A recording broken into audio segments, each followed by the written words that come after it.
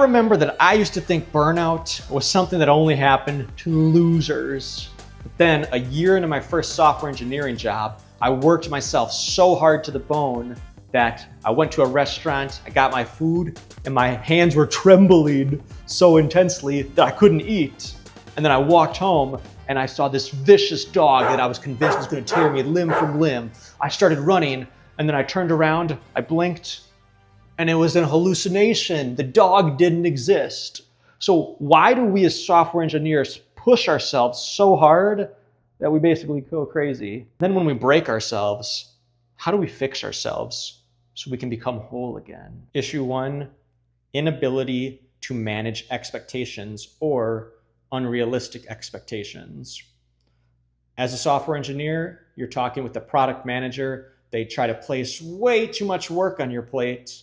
There's 2 things you can do. You can either accept it, not say anything, and try to grind it out, or you can let them know that the amount of work that they've allocated for your team is unrealistic.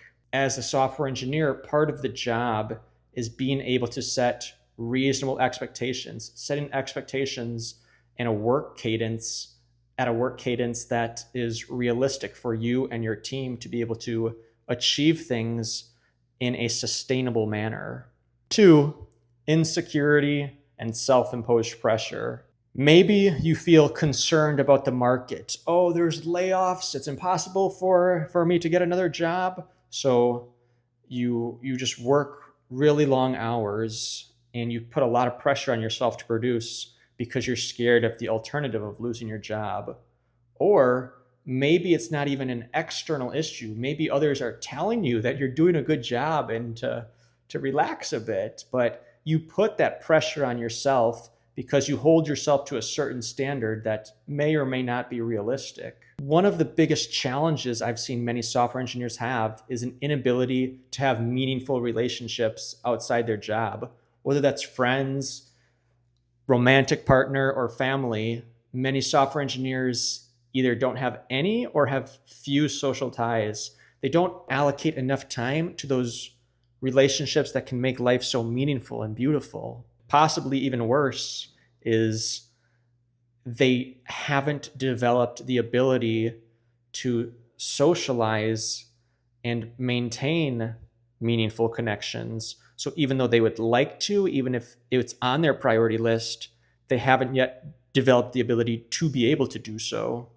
When I was working as a junior software engineer, another one of the devs said, "Cam, you are thin now, but to become a senior, you must first get a senior belly."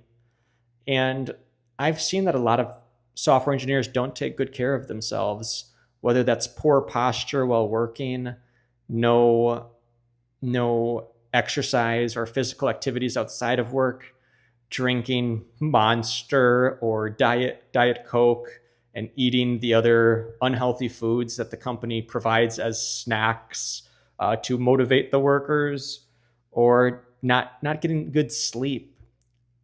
Many software engineers just don't take good care of themselves.